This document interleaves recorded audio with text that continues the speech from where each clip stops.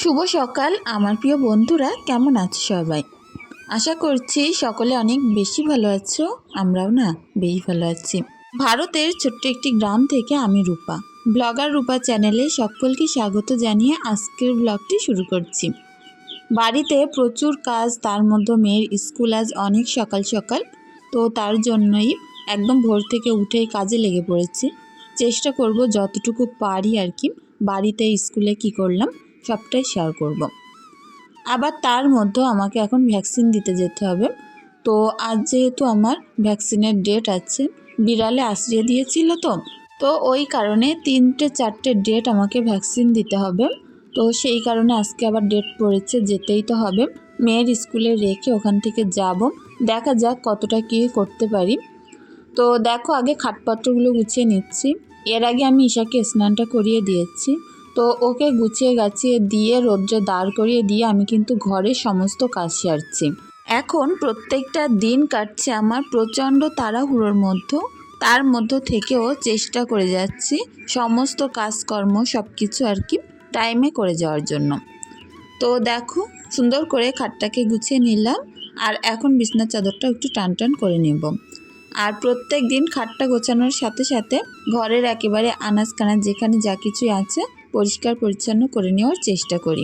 Dalia's blog profile থেকে বোন আগের দিন বলেছিলে তোমার ব্লগগুলো এত ভালো লাগে, কি বলবো। অনেক অনেক ভালোবাসা রইল বোন, তোমাদের এত ভালোবাসা দেওয়ার জন্য। আমিনা ইসলাম আখি বোনকেও জানাই অনেক অনেক আন্তরিক ভালোবাসা এভাবে পাশে থাকার জন্য। আমিনুল ইসলাম প্রোফাইল থেকে যে বোন এত সুন্দর সুন্দর কমেন্ট করো, তোমাকেও জানাই অনেক অনেক ভালোবাসা। ঘরে বাইরে উইথ সুদীপ্তা প্রোফাইল থেকে বোন অনেক সুন্দর সুন্দর কমেন্ট করেছো, বোনকেও জানাই অনেক ভালোবাসা। আর বলেছো বন্ধু হয়ে পাশে থেকে গেলাম, তুমিও পাশে থেকো। অবশ্যই থাকবো গো, অনেক অনেক ভালোবাসা রইল বোনের জন্য। এসকে রাজা প্রোফাইল থেকে বোন বলেছো খুব বিজি ছিলাম গো, কোনো ব্যাপার নেই, তুমি যে আবারও আমার চ্যানেলে এসেছো, ভিডিও দেখছো, অনেক ভালো লাগলো। তো দেখো, ঈশাকে কিন্তু আমি গুছিয়ে রোদ্রে বাইরে দাঁড় করিয়ে দিয়েছিলাম, আর ও কি একটা যেন আমাকে দিতে এসেছিল।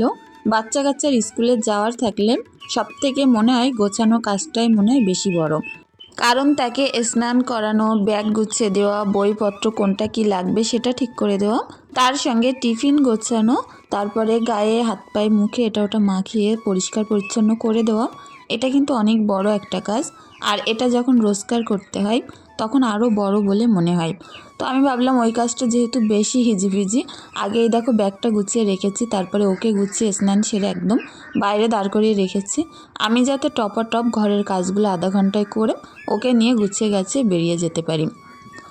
এখন এক একটা দিন আমার যে কিভাবে কাটছে তোমাদের বলে বোঝাতে পারবো না। কখনো কখনো সবজি রান্না করছি, মাছটা যে ভেজে দেব সেইটুকু টাইম পাচ্ছি না। বাড়িতে এত এত হাঁস মুরগি, এত বড় উঠোন, তার সঙ্গে বাচ্চা আছে, সব কিছু মিলে আমি যে একা হাতে এত কিছু কিভাবে করছি আমি নিজেও বুঝতে পারছি না। প্রথমত তো ভোর 5টার সময় উঠে সিমরানকে গুছিয়ে টিফিন রেডি করে গাড়িতে তুলে দিয়ে আসতে হয়, আর তারপরে এবার শুরু হয়ে যায় ঘরের কাজকর্ম।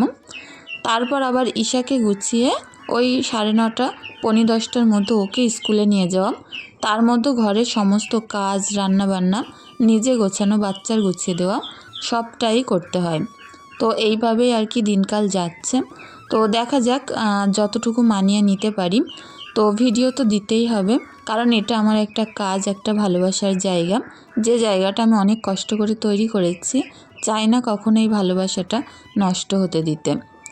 তো যাই হোক, দেখো এদিকে খাটটাও এখন গুছিয়ে নিচ্ছি। জ্যোৎস্না কারিগর প্রোফাইল থেকে তারপরে আমার আরও অনেক বন্ধুরা কমেন্ট করেছো মিসলিটা কী গো। তো এটা কি বলো তো, এক এক জায়গার এক এক রকম প্রচলিত ভাষায় সবজির নাম। তো মিসলি হচ্ছে পুঁই মিটুলি অনেকে বলে পুঁই শাকের বীজ। তো পুঁই শাকের যে দানাগুলো হয় আর কি গাছে, ওকে আমরা বলি মিসলি, আর ওটা খেতে অনেক ভালো লাগে। তো আগের দিন আমি যখন মিসলি পেরে এনেছিলাম গাছ থেকে, তখনও দেখিয়েছিলাম যে এইগুলোকে মিসলি বলে। ফরিদা খাতুন প্রোফাইল থেকে বোনকেও জানাই অনেক অনেক ভালোবাসা। হীরা প্রোফাইল থেকে বোনকেও জানাই অনেক অনেক ভালোবাসা। ডালিয়াস ব্লগ প্রোফাইল থেকে বোন বলেছ ব্ল্যাঙ্কেটের আগে যেটা ভাঁজ করলে ওটা কি লেপ? হ্যাঁ গো, ওটা লেপ। আর ওটা আমি আমার একটা সুতির শাড়ি দিয়ে বানিয়ে নিয়েছিলাম। যার কারণে কালারটা হয়তো একটু আলাদা। মৌসুমি বোন বলেছ, দিদি কেমন আছো? অনেক দিন কমেন্ট করতে পারিনি, ভিডিও দেখি, লাইক করি, কমেন্ট করি না, আজ একটা কমেন্ট করলাম। অনেক ভালো লাগলো গো, তোমরা আমার পুরনো বন্ধু। যখন এভাবে পাশে থাকো তারপরে কমেন্ট করো তখন আমি বুঝতে পারি যে না, তোমরা এখনও আমার পাশে আছো। অনেক ভালো থেকো গো। হোম ট্রাভেল ভিডিও প্রোফাইল থেকে বোন বলেছ, নতুন বন্ধু হলাম গো, অনেক ভালো লাগলো, পাশে থেকো। যাই হোক, যে সকল বোনের আমার রোজ এত সুন্দর সুন্দর কমেন্ট করো তাদেরকে জানাই অনেক অনেক আন্তরিক ভালোবাসা। প্রত্যেক দিন এভাবে কমেন্ট করো, আমি চেষ্টা করব তোমাদের সব প্রশ্নের উত্তর দিতে। তো দেখো, এদিকে বাসনগুলো তো মাজা কমপ্লিট, আর ঈশা কিন্তু আমার সাথে সাথে ঘুরে বেড়াচ্ছে, কখন আমি রেডি হব আমার সাথে বের হবে। তো দেখো, এক জায়গায় বের হতে গেলে কিন্তু স্নান না সেরে বার হওয়া যায় না। তো সমস্ত কাজকর্ম শেষ করলাম, একটু চা নিয়ে বসলাম। এখন চাটা খাবো, তারপরে হাজব্যান্ডের জন্য ভাত নেব। তো ভাতটা নিয়ে দোকানে দিতে যাব, আর তারপরেই কিন্তু আমি বের হব। অনেক তাড়াহুড়োর মধ্যে আছি, তারপরে একটা ডিম ভাজলাম। কোনো রকম সবজি সে খাবে না, যেহেতু সবজিগুলো রাতে রান্না বাসি হয়ে গেছে, তো তার জন্য শুধু ডিম ভাজা দিলাম, দুটো দিয়েই দিলাম। আর ঈশার জন্য ব্রোকলি, গাজর, তারপরে বিনস এটা ওটা দিয়ে একটু ম্যাগি বানিয়ে দিয়েছি ডিম দিয়ে, তো সেটাই এখন দিয়ে দিলাম। তো ঈশাকে স্কুলে নামিয়ে রেখে আমি চলে এসেছিলাম হসপিটালে। এখানে প্রচুর ভিড়, এটা হচ্ছে আমাদের টাকি হসপিটাল। তো দেখো, এই যে লাইনটা পড়েছে, অনেক ভিড় ভ্যাকসিন দিতে, অনেকখানি লেট হবে, যার কারণে আমি এই যে বাগানে এসে বসে রয়েছি। বাগানে বলতে এখানে বসার জায়গা, তো এখানে চেয়ারে বসে রয়েছি। তো ওখান থেকে কাজ মিটালাম, তারপর আসলাম স্কুলে। আর এখন কিন্তু অনুষ্ঠান শুরুও হয়ে গেছে। তো যাই হোক, ওই মাথায় আমার গাড়ি, ওই দেখো দেখা যাচ্ছে, ওখানটায় রেখে আমি এখানটায় দাঁড়িয়ে আছি। তো আমার মেয়ে এখানে অনেক রকম অ্যাক্টিভিটি করছিল, দেখতেও কিন্তু ওগুলো ভালো লাগে। আর বাচ্চা কাচ্চা ছিল প্রচুর, আমার মেয়ে তো প্রচুর রকম অ্যাক্টিভিটি করেছে। তো যাই হোক, এখানে যে দিনটা উদযাপিত হচ্ছে আর কি, তার জন্যই ম্যামরা সবাই সেজে গুজে একদম গুছিয়ে গেছে এসেছে সকাল সকাল। আর বাচ্চাদেরকে গুছিয়ে দিতে বলা হয়েছিল, সকলকে পতাকা দিয়েছে, তারপরে খাবার এটা ওটা স্কুল থেকে লাস্টে সেগুলো দিয়েছিল আর কি।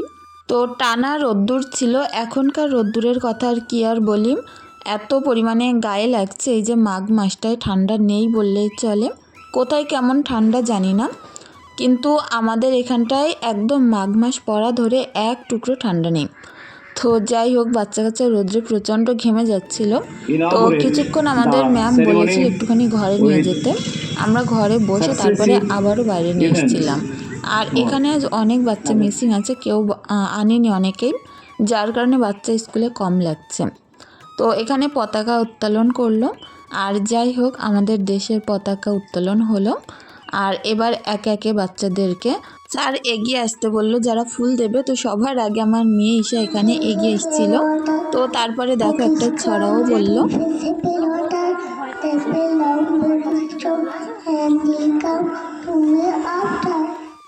তো ওখানে সমস্ত অনুষ্ঠান শেষ হয়ে গেল, তারপরে আমার মেয়েকে সাথে করে নিয়ে এসেছিলাম একটু নার্সারিতে।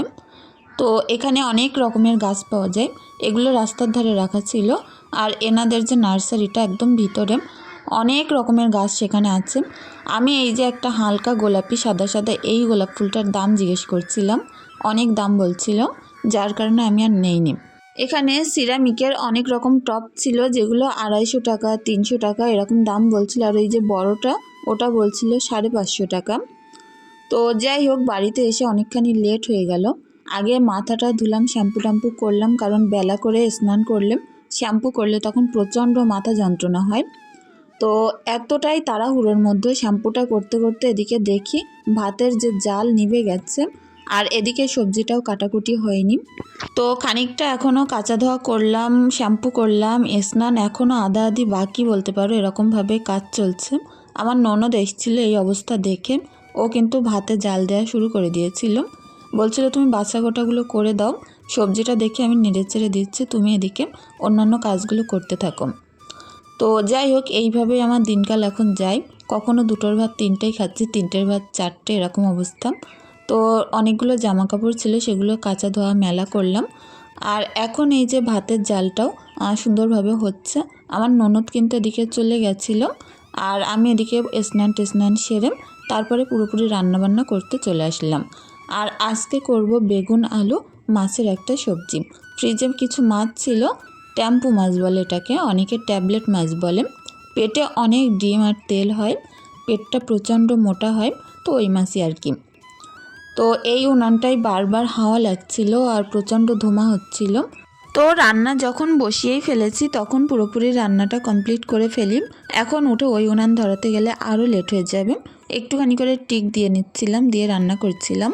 তো সবজিটা আমি নামিয়ে ভাতটা পুরোপুরিভাবে একটু ফুটিয়ে নিলাম, এবার উপর দিয়ে নেব। আবার সবজিটা বসিয়ে দিলাম। এক হাতে এতগুলো কাজ করা একটু অসম্ভব, তারপরেও না করে নিতে হয়, একা থাকলে তো করতেই হবে। তো সবজিটা সুন্দরভাবে কষিয়ে নিলাম। আর এই উনানটা আমি পরে দেখি ছাদে নিয়ে যাব, ওখানেই রান্নাবান্না করব। হাজব্যান্ডকে বলে একটু তুলে ওপরে নিয়ে যেতে হবে। জলে কিন্তু অনেক ভালো, কিন্তু হাওয়া ঢুকলে তখন প্রবলেম হয়। তো যাই হোক, সবজিটা খুব সুন্দরভাবে কষিয়ে এখন ঝোল দিয়ে নিলাম। আর এরপরে মাছগুলো তুলে দেব। আমি কিন্তু মাছগুলো এর মধ্যে ভাজাও করে নিয়েছিলাম। তো সুন্দরভাবে ঝোলটা দিলাম, একটু পাতলা পাতলা ফুলকপি বেগুনের ঝোল হবে। আর অনেকেই ফুলকপি রান্না করলে বলো ভালো হয় না, ঝোল অনেক পাতলা হয়। তাদেরকে বলবো একটা বেগুন কেটে দেবে, দেখবে একদম ফুলকপির ঝোলটা গাঢ় হয়ে গেছে। আর বেগুনটা কিন্তু ঘুটে ফেলতে হবে, তাহলেই ফুলকপির যে ঝোলটা সেটা গাঢ় হবে আর খেতে না একটু আলাদা রকম টেস্ট হয়। তো আমার একটা যা আমাকে শিখিয়ে দিয়েছিল, সেখান থেকে আমি ফুলকপির মধ্যে একটা করে বেগুন দিই, যেটা কষাতে কষাতে পুরো বেগুনটা ঘুটে ফেলি, তাহলে ঝোলটা না প্রচণ্ড গাঢ় হয়। এখন রান্নাবান্না প্রায় শেষ। তো চলো বন্ধুরা, টুকিটাকি আরও অনেক কাজ আছে, সেগুলোও করব। তো আজকের ভিডিওটি কেমন লাগলো প্লিজ কমেন্ট করে জানিও।